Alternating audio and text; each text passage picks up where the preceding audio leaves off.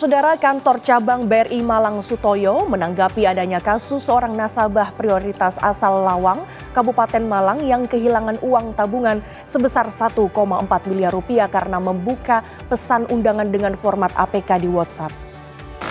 Raibnya saldo rekening milik nasabah Silvi, warga Malang, Jawa Timur, terjadi saat korban membuka pesan berisi undangan di gawainya. Setelah membuka pesan, gawainya dipenuhi iklan dan dalam beberapa jam saldo di tabungannya terkuras. Uang di rekening korban berpindah melalui transfer antara rekening melalui aplikasi mobile banking yang sebelumnya tidak pernah dipasang atau diinstal di gawainya.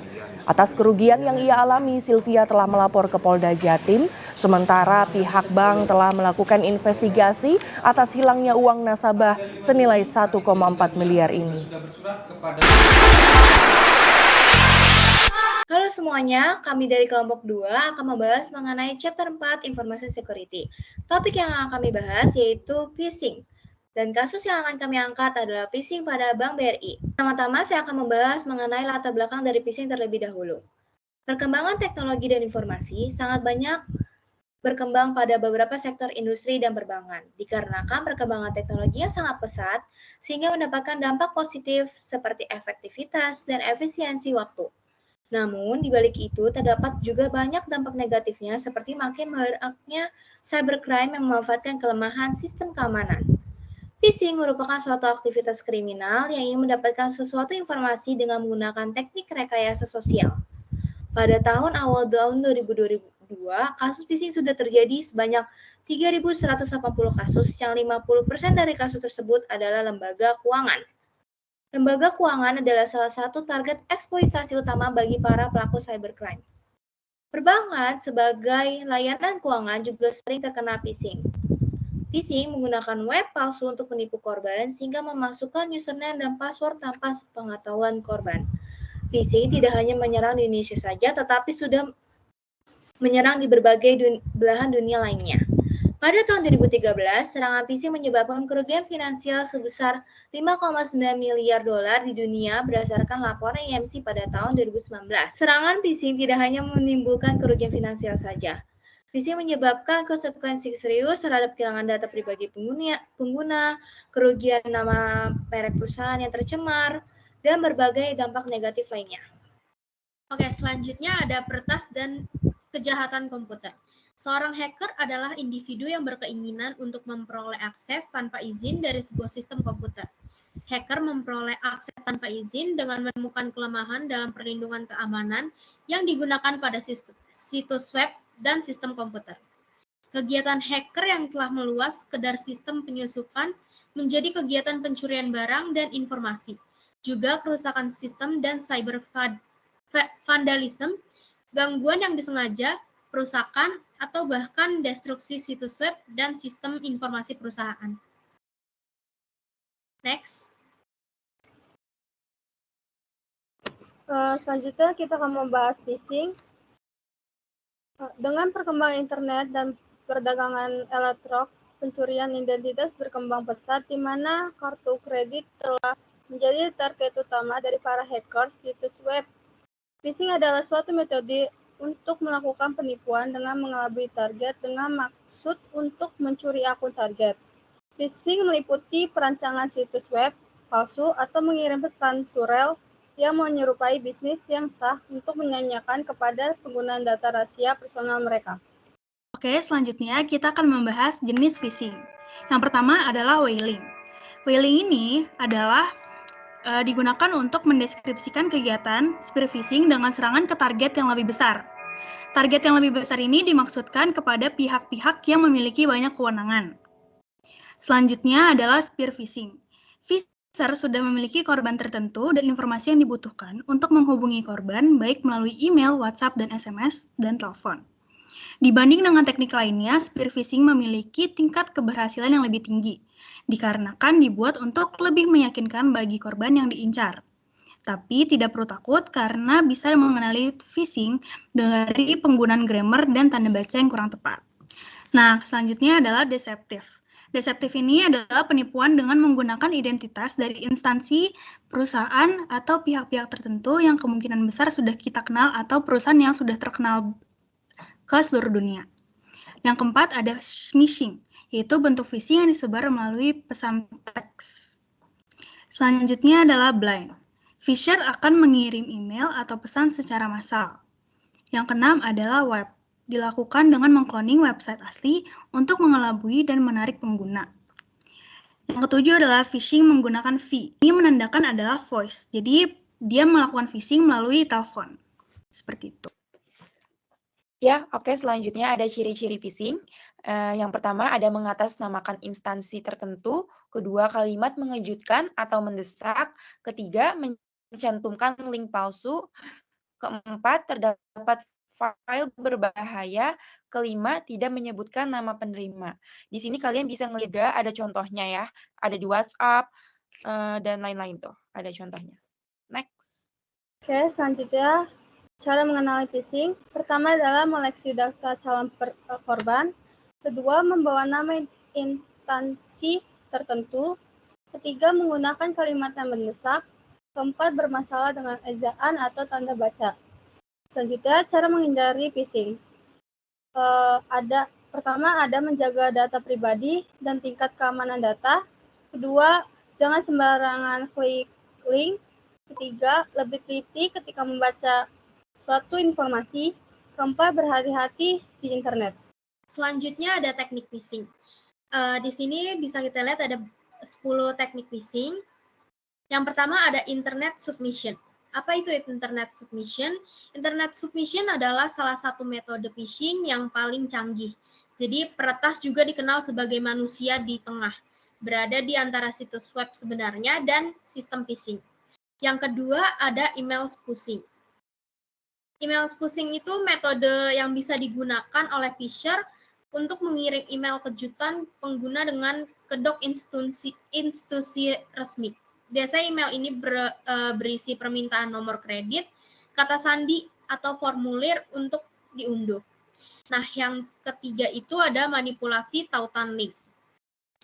Manipulasi tautan adalah teknik di mana Fisher mengirim tautan ke sebuah situs web. Saat pengguna mengklik tautan tersebut, itu membuka situs web phishing alih-alih tautan situs web yang sebenarnya. Yang ketiga ada pesan instan atau obrolan. Pesan instan adalah metode di mana pengguna menerima pesan dengan tautan yang mengarahkan mereka ke situs phishing palsu yang terlihat seperti situs asli. Yang kelima ada host Trojan. Ada host Trojan. Peretas mencoba masuk ke akun pengguna Anda untuk mengumpulkan kredensial melalui komputer lokal Anda. Informasi yang dihasilkan kemudian dikirim phishing pada layanan internet banking merupakan ancaman dengan menggunakan metode rekayasa sosial untuk menipu pengguna atau user. Pengguna tertarik dengan penawaran melalui email, pesan singkat, telepon dari penjahat yang menyamar sebagai pejabat bank dan mengajak nasabah untuk memberikan data sensitif terkait data pengguna bank. Yang keenam ada rekayasa sosial. Cara ini paling umum digunakan oleh para Fisher karena sangat mudah digunakan untuk mendapatkan informasi pribadi. Contohnya seperti untuk membantu masyarakat yang terkena bencana alam, kirimkan data Anda sebagai sukarelawan di sini, seperti itu. Yang ketujuh ada manipulasi link. Cara menyesatkan korban dengan cara mengirimkan link lewat email korban, semua isi email sama seperti perusahaan pada umumnya, tetapi untuk link mereka membuat sama persis layanan untuk mengambil data korban. Yang kedelapan ada website palsu. Pengguna sebagai korban yang mengunjungi sebuah website phishing tidak dapat mengetahui secara pasti apakah website tersebut asli atau palsu karena website tersebut akan dibuat sedemikian rupa sehingga sama dengan aslinya. Contoh kasusnya itu seperti situs web palsu klikbri.com atau klikbri.com yang digunakan untuk menangkap nama pengguna dan kata sandi pengguna yang salah ketik di situs. Sekarang lebih aman karena dilengkapi dengan token yang menyaring transaksi e-banking. Yang kesembilan ada phishing telepon. Model telepon phishing ini digunakan oleh hacker untuk menipu pengguna. Biasanya dengan mengirimkan email dengan logo asli bank yang digunakan pengguna. Menggunakan beberapa saran resmi, peretas mengklaim untuk menjaga atau meningkatkan keamanan rekening bank pengguna. Pengguna dapat memasukkan kembali nama pengguna dan kata sandi untuk internet banking atau rekening bank. Dan kemudian menambahkan administrator atau layanan dukungan. Nomor telepon untuk mengatasi masalah ini. Tetapi semua penyederhanaan ini palsu, dengan harapan pengguna tidak menyadari bahwa dia sedang ditipu dan semua informasi rahasia bahkan mentransfer sejumlah dana ke telepon phishing. Nah, yang terakhir itu ada filter evasion. Seorang ahli phishing atau hacker akan menggunakan teknik ini untuk menghindari jebakan atau filter phishing. Biasanya menyisipkan gambar untuk phishing agar filter phishing yang dibuat oleh developer tidak dapat mengetahui apakah phishing itu ada atau tidak. Nah, bank-bank di Indonesia mencegahnya itu dengan memasang peringatan yang berbunyi, waspadalah terhadap trojan, malware, dan spyware. Berhenti. Jika Anda menemukan sesuatu yang tidak biasa selama operasi perbankan internet, hentikan dan jangan lanjutkan. Namun semua itu dikembalikan kepada pengguna yang memperhatikan atau yang mengabaikan pesan tersebut saat menggunakan layanan perbankan online. Oke, next. Setelah penjelasan yang panjang mengenai phishing tadi, di sini kita mengangkat kasus, yaitu satu kasus, phishing pada Bank BRI. Nah, yang di mana pada tahun 2022, Bank BRI terjadi pembobolan di Sumatera Barat. Pembobolan diketahui karena korban mendapat informasi melalui WhatsApp tentang perubahan biaya transfer. Dan korban masuk ke dalam link yang diberikan oleh pelaku. Setelah itu, korban mengisi formulir yang diberikan dan memberikan username serta password akun korban. Korban mengalami kerugian sebanyak 1,1 miliar, yang mana jumlah tersebut sangatlah banyak. Korban membuat laporan pada tanggal 31 Mei 2022. Nah, dampak yang dialami korban, pelaku, dan pihak Bank BRI pada kasus ini. Yang pertama yaitu dampak pada korban. Tentunya dampak pada korban yaitu bocornya data pribadi dan akses login pada web. Dan juga korban mengalami kerugian yang tadi yang jumlahnya 1,1 miliar. Yang kedua yaitu dampak untuk phisher atau yang penipu tadi. Yaitu dikenakan pasal 378 KUHP untuk tindak pidana penipuan memperoleh informasi pribadi atau phishing melalui pengiriman email. Nah, dampak pada pihak Bank BRI yaitu kurangnya kepercayaan pelanggan atau customer.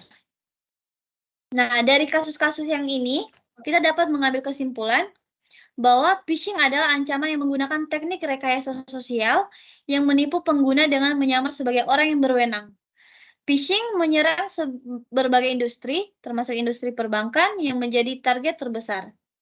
Faktor penyebab terjadinya phishing pada layanan online banking adalah minimnya pengetahuan pengguna, psikologi, dan privasi layanan jejaring sosial.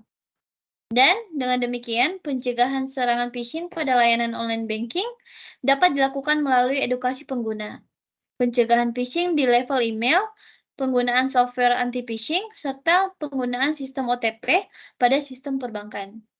Bank-bank di Indonesia mencegahnya dengan memasang peringatan yang berbunyi, waspadalah terhadap joran, malware, dan spyware. Berhenti. Jika Anda menemukan sesuatu yang tidak biasa selama operasi perbankan di internet, hentikan, jangan lanjutkan. Namun, semua itu dikembalikan kepada pengguna yang memperhatikan atau mengabaikan pesan tersebut saat menggunakan layanan perbankan online. Untuk nanti, selanjutnya kita akan menaruh link video presentasi kita di sini, sehingga teman-teman semua bisa mengakses dengan mudah. Oke, sekian presentasi dari kelompok kami. Kurang lebihnya kami mohon maaf. Kami semua berharap semoga video presentasi kami ini dapat bermanfaat untuk kita semua. Oke guys, sekian dari kami. Thank you. Thank you.